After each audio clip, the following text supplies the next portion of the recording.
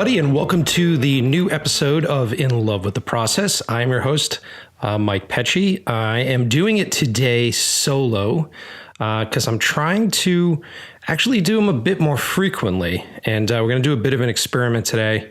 I'm going to time myself and see if I can bang out an episode pretty quickly. If you've noticed, I'm not going to do like a heavy duty intro for this episode. I'm just trying to come up with a good workflow that allows for faster turnaround time so that you guys can hear some more stuff. So today, let's see.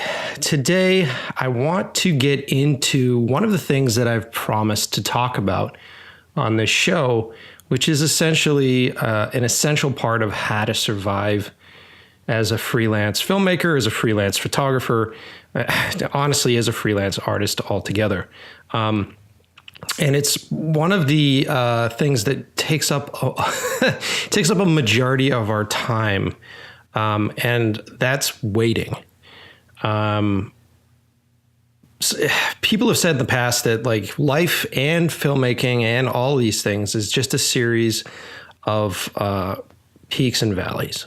And so if you have a project, if you have a really great idea, you're sort of rising to that peak. And then if you are lucky enough to actually bring it together and actually start filming, then you're riding the crest of that wave and you're under deadlines and you have a purpose. And so you're sort of pushing your way through and you're finding all this creative energy.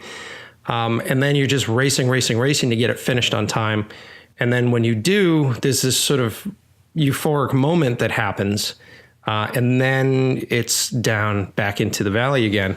And this is a normal part of our life. This is basically what it is. So I early on when we started doing this podcast, I was warning you guys that if you're in this business, if you're in this to, be on that stage and to be congratulated for your work, that literally lasts, like a couple weeks.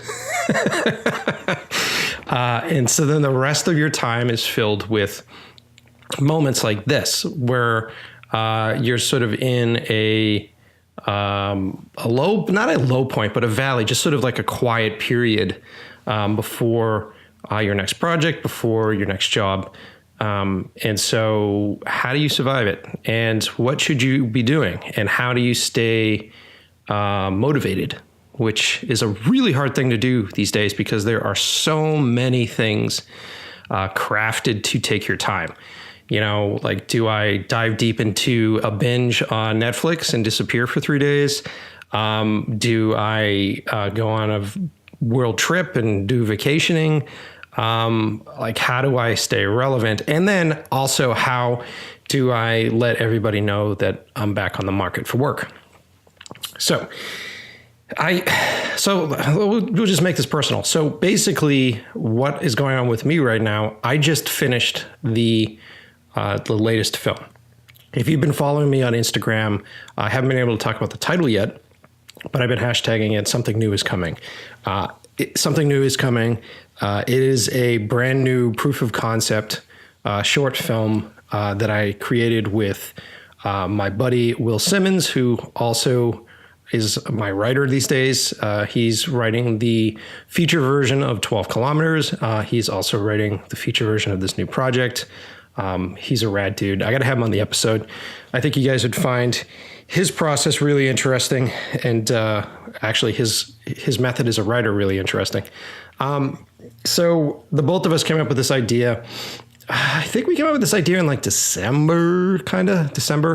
And I think I talked about it in the last episode on how we were just a little frustrated with the shopping process for our other film. And there were a couple places that we really wanted to work for. So we kind of crafted this piece to fit other folks. And in that process of crafting it, we actually came up with something really cool and something very inspiring to us. So anyway, that was December, came up with the idea. Did the concept work for it through January, casted the thing, put the production together, and we were literally shooting it at the end of February, early March, and then went through a pretty fast post-production process on it. I'm proud of myself this time. I really sort of set deadlines and stuck with them, which is really important when you're doing a personal project, because it's very easy to become a perfectionist and to be really concerned about all these tiny, tiny details that honestly, at the end of the day, only you really notice. So, so what I try to do is try to set myself a deadline, give myself just a certain amount of time to tweak these things and have it out. I get really concerned about having a great idea, because I kind of feel like we all exist on the same sort of train of thought. A lot of it could be because of influence from pop culture. A lot of it could just be because of what we're going through right now as a country. There's always some sort of connective sort of a thought that happens with us. And oftentimes I'll talk about an idea that I have, and someone will be like, oh my God, yeah, I had an idea very similar to that. So I get freaked out. I want to make sure that I get the thing done. I want to make sure I get the thing out before someone else does. I hate feeling like I'm late to the party. So yeah, went through, shot the thing, edited the thing. It was an intense couple of months, but one of the best shoots that I've ever put together with the best crew and really fantastic cast. And I can't wait for you guys to see the piece, man. Like, the piece is the best stuff that I've done so far. It's scary. It's fucking intense. And I love it. I really love it.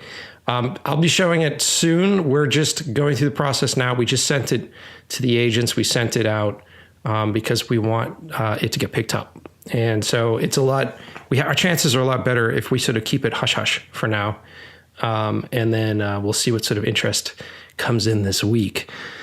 So yeah, I'm sitting around waiting this week for that. So you bust your ass, put everything together, and then it's out of your hands. And as you can imagine, it is a very torturous process. But another thing you have to deal with when you take on a personal project like that is, for me, I make my money doing commercial directing, sometimes a little bit of photography. And before I was doing this project, I was really hustling hard because I needed to put together some loot, because I self-finance a lot of these things. And then you're off the radar. So when you start a project like this, you get in deep, you get in hard with it. And you really can't take on anything else, because there's two different mindsets. There's a mindset for commercial and there's a mindset for creative. And when they start to blend, then it doesn't, one of them is going to suffer. So you come off the radar, you do this project, and then when you come back, you're trying to let everybody know that you're back, and it's like you never existed in the first place. So it's this process of just letting people know that I'm back on the market, guys. I finished my work. What's coming up? What do you guys have kicking around? But like waiting for the film, that itself is its own waiting process. Because anytime you sort of set out to do something, like if you set out to form new relationships, or if you put an idea out there, it usually takes a couple of months to sort of kick back around. Like if you're really lucky and you have something great, or if you find or you talk to people at the right moment, then you might just get a job because there happens to be a job coming in. But most of the time, you're basically putting it out there that you're available for work, or you're releasing new work to showcase the stuff that you're doing. Excuse me. And it takes a few months for that to kick in. So that all being said, you end up in this place where it's like, okay, I'm done with my big creative project and I don't have any work coming in. What do I do? And that's kind of what I want to talk about in this episode. So for me, it's almost like a breakup when I finish a project, because I get so invested in it, and like every waking moment of my day is thinking about, how do the characters move and what are the shots, and like, oh my God, the location fell through and how do I find all this stuff? So, you're obsessing over this. In order for you to do it right, you're obsessing over this thing. And then you finish it, and then it's gone. And so afterwards, you sort of go through this, like sleep. I need to get some sleep. I need to relax process, which is important and very difficult. And then after that, you sort of start to go a little stir crazy. And I know this isn't just with filmmakers. This is also with like musicians. If you go back and listen to the episode that I did with Jesse Leach from Kill Switch Engage, he actually talks about this too. Like how after going on tour, after being on tour, they had such a set schedule of like 8 o'clock at night. I'm about to like cram my body full of all this adrenaline. I'm about to get out on stage and get such a huge response from such a big group of people. And then after the tour, he ends up going home and of course you're exhausted. Of course you crash. But then he was saying that at like 8 o'clock, when normally he would be going out on stage, he started to go a little crazy. He'd start to freak out a little bit. He started to drive the people around him a little bit insane. And it took him quite a few years to realize like, oh, wait a minute, this is sort of withdrawals from this big thing that I was doing. I kind of feel the same way when it comes to making movies and it comes to doing projects. So you kind of got to get through it. And for me, the most important thing that I remind myself, the most important thing that I have to keep in mind is that no one's gonna motivate you. You know, no one's gonna force you to do anything. So you have to be a self-motivator, and you have to put these things. You have to put a rhythm in place that pulls you out of the bed, that pulls you away from all these other distractions and starts to get you thinking again and starts to get you processing new ideas. And for me, yesterday's the first day of that for me, you know, because before that I was just sort of like, okay, I want to just chill out. I want to relax. You know me, if you follow my Instagram, you know, I'm a food nut.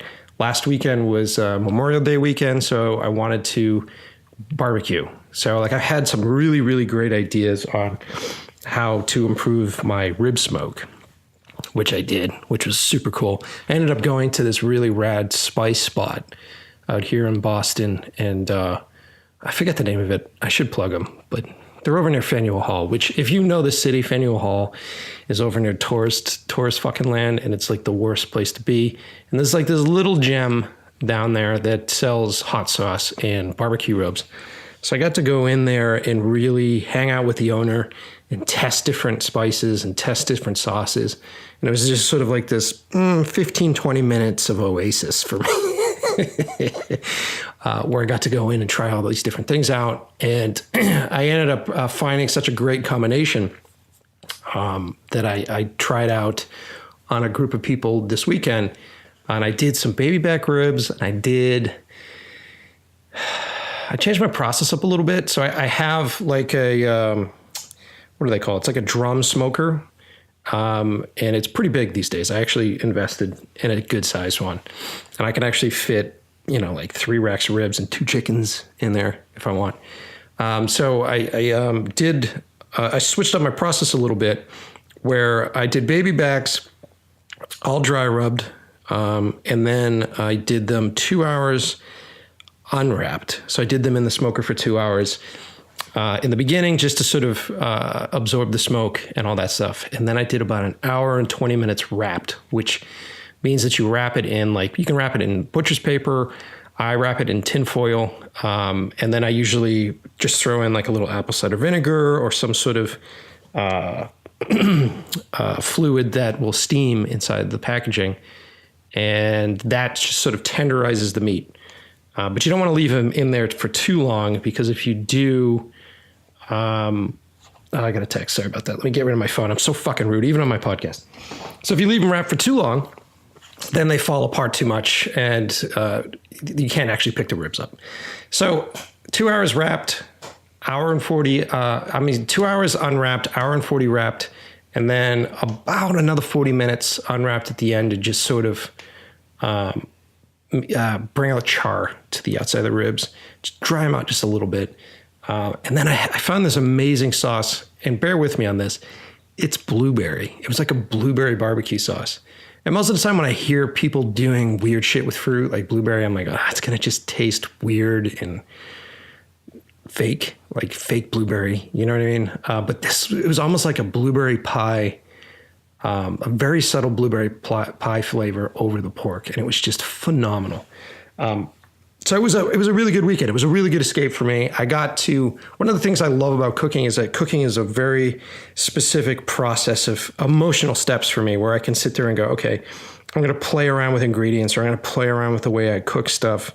And for smoking, at least, within the course of 4 hours, 5 hours, I'll have something done. I'll see the fruits of my labor.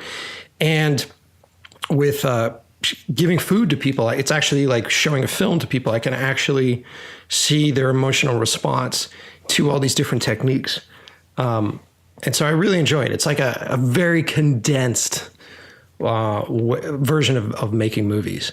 And I was joking around with Gina the other day, and we were talking about how long it takes to make movies, because she is a photographer. And with her stuff, it's like maybe like at minimum like a couple of days before she's done, at maximum a few weeks. But she gets to see the results of her labor pretty quickly. With films, especially feature films, you're talking like 2 or 3 years. It's like you become this sort of emotional monk. And then you have to wait this long period of time before you see the fruits of your labor. And even then, like the ratio's off. It's not like you have like a year and a half of that. You sort of have a very short period of time in getting the praise or getting the rewards rather for what you've done, for all that hard work. And then you're back into it again. Yeah, it's an interesting way of life. It's an interesting thing to try to stay sane through this whole process. So let's see. Let me keep on track here. So how to stay motivated? Well, here's some ideas. Here's some stuff that I like to do in this period. Obviously, I'll watch stuff. I will, finally get to watching all of those movies that have been stacking up on my queue that I never really had time to watch. I love going to the theater. I really hope that the theater experience doesn't die within my lifetime. And I really enjoy going to see movies with strangers. I really enjoy that. And this week, what did I see? Oh, yeah, I saw Solo, actually. And, LucasArts and Lucasfilm and Disney don't need my they don't need my approval. They don't need my promotion for this. So it's not like I am sponsored by them. But I thought it was really great. I thought it was a really cool movie. And, all of the drama aside from how the movie was made and if there were directors fired and who gets brought on and, the big corporate machine, I really enjoyed the sort of adventure / heist movie vibe that they had made for this thing. And, I visually, it was such a beautiful piece. The cinematographer, and I forget his name right now, he's the dude that did Selma. He's such an interesting choice for a big budget like this. And a lot of his scenes were like really dark, really brooding, very dusty. Actually, it was a way I would describe his visuals. Very dusty, very Western-like. It was really delicious. It was visually delicious to me. And I really enjoyed their universe expansion, like sort of seeing weird pockets of this universe that we haven't really seen before. It kind of reminded me of watching the Clone Wars animated show, which I really enjoyed too. Sure, this is all made for kids, and so there was a bunch of stuff that I felt was kind of hokey and kind of cheesy, but I really get excited when they sort of go out into this universe and start talking about the people that exist around, the core mythos. I'm kind of done with use the Force shit. You know what I mean? Like we've seen it at its best. And so it's interesting to me to see these bounty hunters, to see these smugglers, to see all these folks that exist in that world. I thought it was fantastic. There's a lot of naysayers that are dogging it and saying that it's not really Han Solo, and it's not. Man, it's got to be such a hard thing to take on a job like that, to actually direct one of these films. You know, it's exciting because you get access to the best of the best. You're working with some of the best art teams. You're working with an amazing budget, like a huge budget. So that is really sort of enticing, especially for young filmmakers. And a lot of these people that are directing these movies right now are younger filmmakers. And they ended up replacing it with Ron Howard. Like, it was the two guys from the Lego movie, and then they replaced it with Ron Howard, who obviously has more experience and came in and, has more confidence, which is an interesting thing too, because I wonder if now Disney's going to start actually paying for real directors to go in, experienced directors to go in to do these movies, because it seems like they've been having a bit of trouble with younger talent. And man, if I got offered to do a Star Wars movie with my experience level, that would be such a stressful situation, because you have this expectation, this massive group of expectation that's just breathing down your neck the whole time. And you have expectations from, the company, you have expectations from the fans, and then you have your own personal expectations for this thing. So kudos to anybody that decides to do it. And it's a great paycheck, and it's a great, stepping stone for these folks. But goddamn, the way that the audience these days will just cut you in half for something so trivial, like, I don't believe that that's the way that Han Solo is. It's like, guys, they had dudes flying in a spaceship over a moving train, CGI moving train, jumping onto that CGI moving train, and then detaching it from rails and doing that. No spoilers, because that's in the trailer. There are so many amazing visual things that happen in this movie that we just sort of dismiss, and we sort of go, visuals are visuals. We see it all the time. Who cares? I want a really great story. And then you're like, okay, but what is your specific great story? And am I specifically making if I make this for you, then I'm going to offend, this group over here. You know what? That's ultimately the hardest part about doing these movies, where they expect, over $100 million in returns, because you have to appeal to, like, whatever the math is on that, like 90 million people or 80 million people. And talk about generalizing at that point. Talk about, like, trying to hit every note possible, so that way, every demographic feels some sort of connection to this movie. Jesus Christ. And at that point, do you have a vision? And I think, at least with me, I would sort of look for something on a minutia level that I identified with, or that I was excited about, like in a chase sequence or like a specific character, because it's just too big. It's beyond me. And then if you're that filmmaker that's trying to put your own personal vision in it, then you end up like Rian Johnson, which I commend him for what he did on his film. And I think it was a very difficult thing to take a lot of, like, really mid of the road, very easy digestible characters that really weren't that exciting, and try to make something interesting with that movie, and start to mix them with characters that are fleshed out and that are exciting, but they're older characters, and you have to progress the storyline. So you have to get rid of those older characters. And how do you have these younger, I don't want to say chintzy, but just very easily digestible characters interact with these characters that have so much history and so much stuff? It was a really difficult thing to do. And, of course, he gets torn apart too. So I don't know, man. I don't know. Hey, I got off on a tangent here. And this show is not about, I don't do reviews on movies or any of that. But I went to see Solo because of the visuals, because I, just seeing the trailers and just seeing the quality of light that was in that film, it was just really exciting to me. And I came away with a lot of stuff, actually. I came away with a lot of inspirations that I may incorporate into my next film. So it was, it was a good, use of what, $13? It costs more to get dinner these days. So, for $13, I walked away with a couple new ideas. Pretty awesome. It's a good way to stay motivated.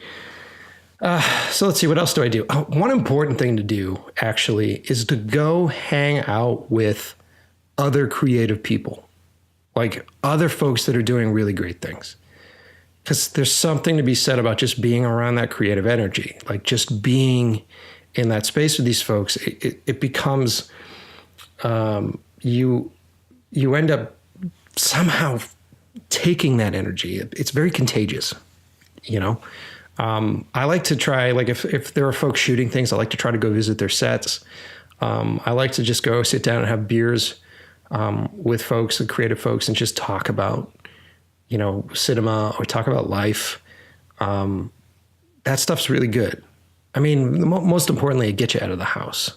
It gets you out of your funk because we all know it. You guys know it, whether or not you're going to admit it. One of the reasons why you're listening to the show is that there's a funk, and it's very easy to get stuck in it. And so definitely get yourself out. Go out and hang out with folks. That's the fastest way to get out of that funk and to get out of it. So let's see. I think at this point, we'll keep this episode pretty short. Let's talk about our sponsors. I'll just do a quick sponsors read. So this episode is sponsored by the boys over at Puget Systems. If you are an editor, if you're a photographer, if you're a filmmaker, and you're looking to upgrade your editing system, and the prices on Apple's website are making you choke, or maybe you're still in debt to them. Maybe you're one of those guys like myself that got their Barclay credit card, and then you put stuff on the credit, and then you're paying it off, and then, an update makes your hardware obsolete, and then you are just stacking more in the credit card and forever in debt to a company. Don't do it. Go check out Puget Systems, because if you are like me and you're editing on Adobe and you're using all Adobe's products, like today we're recording the podcast in Adobe's Audition, which is fantastic. Their stuff works on both Mac and PC. And the best part about PC is that PC is cheaper. PC is more affordable. And you have more options. You can upgrade a PC, and you can actually change out your hardware to better suit your needs. And sure, you could do it by yourself. I started as a kid that liked to build video game machines. But if you've ever done that before, there's a lot of trial and error, and that there's a lot of research and development on different pieces of hardware, and sometimes hardware works with other hardware. It ends up becoming a nightmare. And if you are trying to make movies, you don't want to be a troubleshooter for your edit systems. So when I broke away from the Apple world, I did a sort of search and a hunt for a company that would have great customer support, that had really great prices, and that actually cared about what it was that I was doing. And I found these dudes, Puget Systems. So if you go to PugetSystems.com, you can actually on their website search by what programs you use.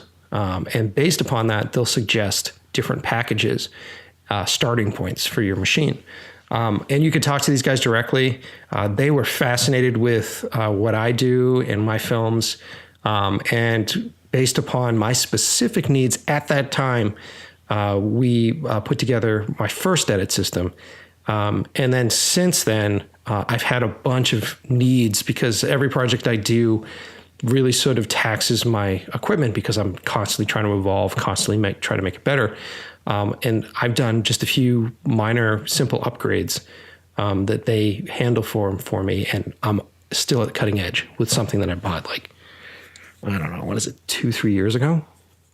So we're still editing 4K. We just tested this week a bunch of really great 4K footage that I think we shot with Sony, which we'll get into in a minute. And everything works great. So I'm rambling. Puget Systems. Go to PugetSystems.com and check them out. If you're looking for a new edit system, they're really great dudes. Tell them that I sent you, and they'll probably hook you up. They're really great guys in general. They actually fully support and sponsor this show, but they also sponsored my latest film. And then I just recently went and hung out with the dudes down in Nashville. Me and Gina went down to Nashville and got to speak at the Nashville Film Festival, which was cool. I've never been to Nashville before. I was really excited to go because a lot of folks were just pumped about it. You know what? I don't know, man. Like it was just a whole lot of bachelorette parties. And if you've been to Nashville, you know what I'm talking about. You know, you're sitting in a bar and you look around, you're like, Jesus, it's like 90% female in this space. Oh my God. And I was like, what is in the water? Like, what is the breeding process down here? And someone pointed out, like, this is like Bachelorette Central.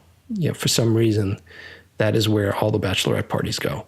And they turn them out like insane numbers. Like within a week, a few hundred bachelorette parties come through there. It's pretty nuts. So it was cool. It was a cool adventure. It was really fun to hang out with the dudes, and really cool to speak at the film festival. They didn't warn me that they shot some interview footage. They had shot some interview footage and behind the scenes stuff on the last film. They were up here in Boston. And then they hadn't warned me that they cut that stuff together and it was running before every movie at the festival. So when I showed up, I had people coming up to me going, "Hey, you're Mike." And I was like, "Who the fuck are you?"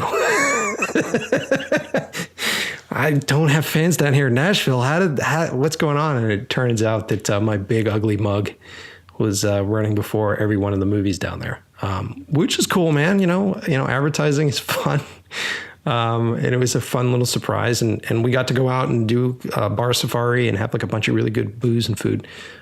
So thank you to the dudes at Puget. I love you guys. You guys support me. You support artists. You support my work. And definitely go check them out. Okay. Also, second sponsor for this episode is Rule Boston Camera.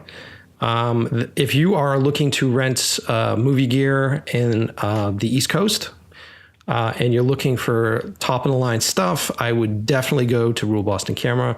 They're my favorite rental house. They have everything I need. And if they're fully willing to have you come in and learn about stuff, like for instance, I'm starting a film project in a few weeks, and I'm shooting for one of the only few directors, actually, yeah, I'd say one of the few directors that could get me to go back to doing cinematography.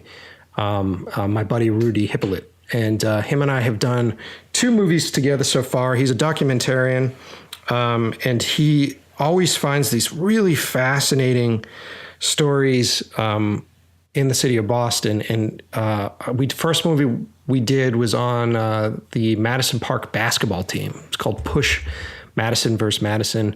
And it's sort of like Hoosiers Gone Wrong. You know, we sort of follow this high school basketball team that has rival gang members in it and a lot of infighting. And these guys are really great at what they do. And they get into I think it was the state finals.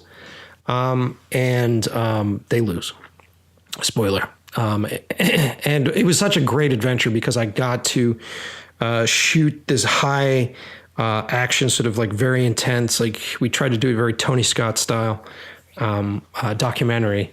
And then after that, we did one called This Ain't Normal, which is on Boston's street gangs. Like Boston's got like, I think it was like 120 different gangs. And basically, if you're born on a street, you're born into this gang. And they're in very small areas in the city, but it's like, you know, neighborhoods, like blocks that are warring with each other and have been warring with each other, you know, I think since like the 80s, you know, and some of these kids are fighting over stuff that was, you know, over rifts that their uncles or their dads were in, and they don't even know why they're fighting anymore. So it was an interesting project to be a part of because I got access to, quote unquote, a section of the city that is dangerous, which it's not. And I got to meet some amazing and beautiful people and got to be a part of this really great community. And so we shot that for like 2 years. And there's something really sort of, I don't want to say stress-free, but very euphoric about just shooting something. Like, I really enjoy that, because most of the time whenever I'm on set, I'm usually producing, I'm usually directing, and sometimes I'm shooting, and there's a lot of stress from all different angles. And, you know, when you're taking on too many hats, too many positions, something suffers. And oftentimes a lot of the details in the shooting would go first, because it was the least important part of what I had to do that day. So I really enjoy finding like great subject material and sort of being able to dig into how to capture that. And documentaries are a bit different than, narratives, because I always feel like a hunter when I'm doing a documentary, because you're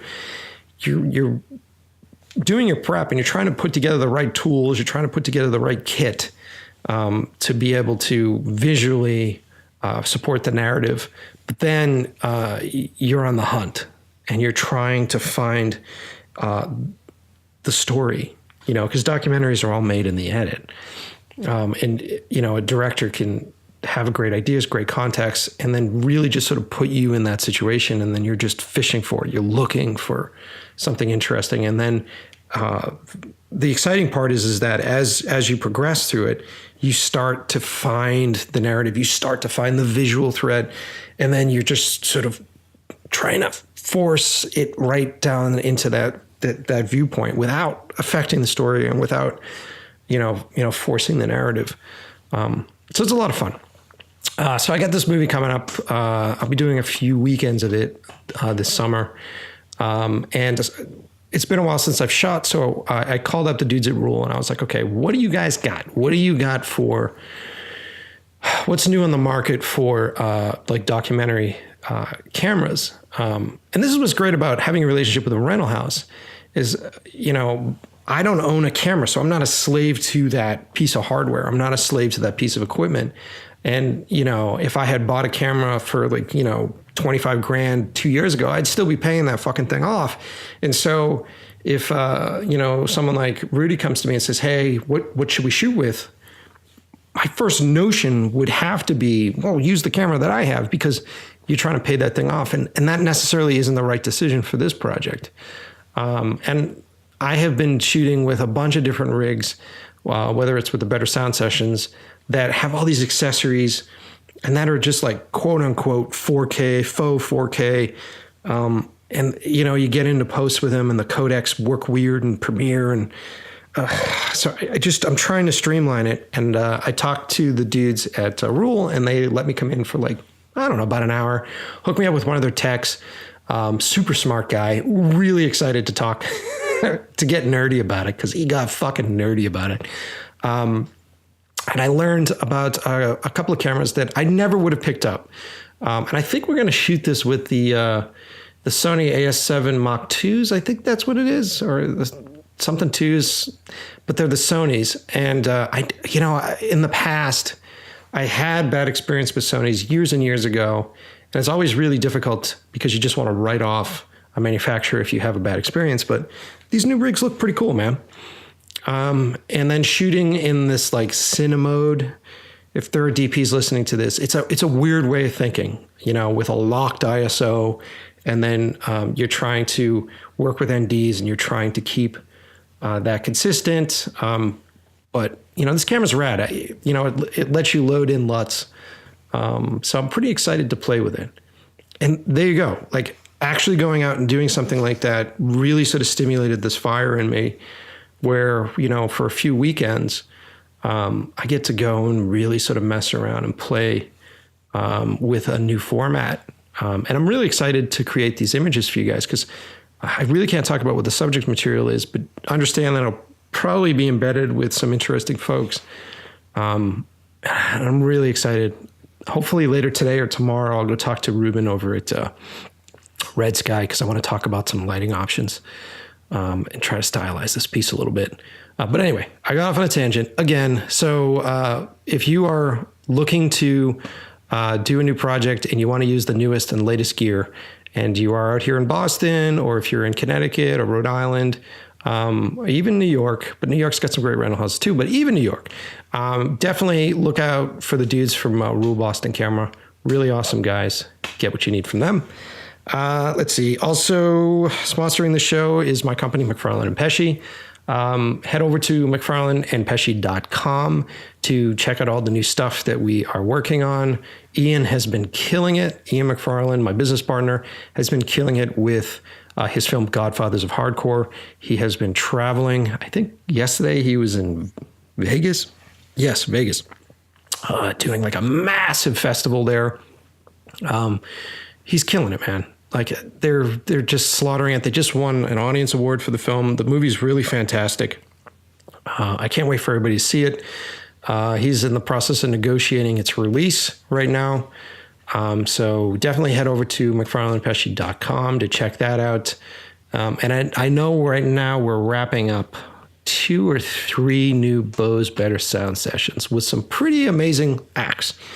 That's actually a really cool gig. I never really talk about it on the podcast, but we do this thing for Bose, and I've been directing them now for about 2 years. And they're just sort of like these music recording sessions where we get some musicians in their actual recording studio, and I try to do 2 music videos in a day, which is insane.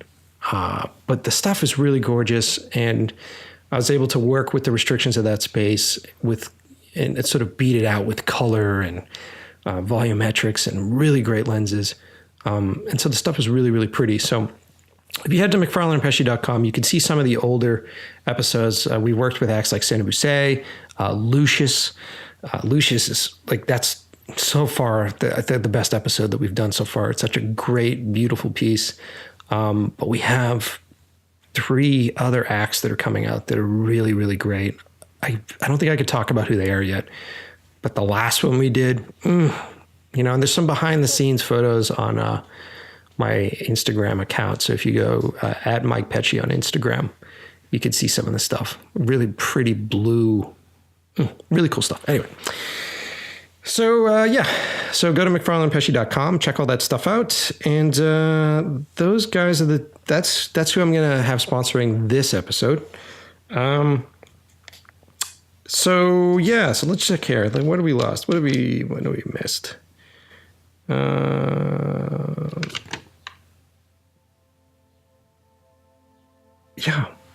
So that's kind of all I want to talk about this episode. I really am excited about what's next. I know we have a really good thing kicking around right now that's being shopped around.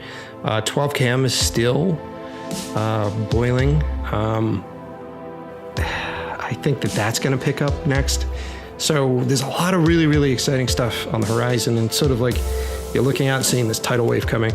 And so I'm going to try to take this moment of quiet and teach myself some new things, to hang out with some new folks, and really just sort of try to center my brain a little bit. And I'm going to put it out there to you guys. I'm going to try to do these more often. If there's anything that you want to talk about, if there's any sort of questions, or I'm going to do a post on Instagram about this, like, how do you guys stay motivated? What are your steps to doing so? I'd love to learn from you guys and see, how, what you guys like to do in your downtime. A lot of folks tell me I got to find a hobby, and I got to find a hobby that's outside of this business. And they're right. I got to. I just don't know what it is, man. I've been so obsessed with filmmaking that it has taken up every ounce of my thought for years now. I'm just physically addicted to it.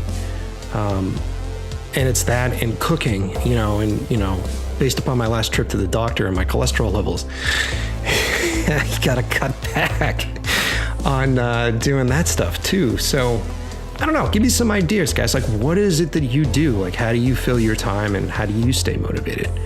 And let me know what you think about this episode. And this is like kind of the first time that we're just sort of doing a one-on-one. I have a couple of guests on the horizon that I'm really excited about. And I really appreciate you guys listening to the show. And thanks so much. Yeah, I think that's it. Thanks so much, guys. And like I said, follow me on Instagram at Mike Pecci. And you can go to my website, mikepecci.com. And then we'll be releasing a couple of new videos. I think some of the new collaborations with Puget Systems are going to be coming out in the next few weeks. And definitely stay on point with my new film. I know it takes a while for this stuff to come out, but you'll be really excited when you guys see it. So thanks for listening.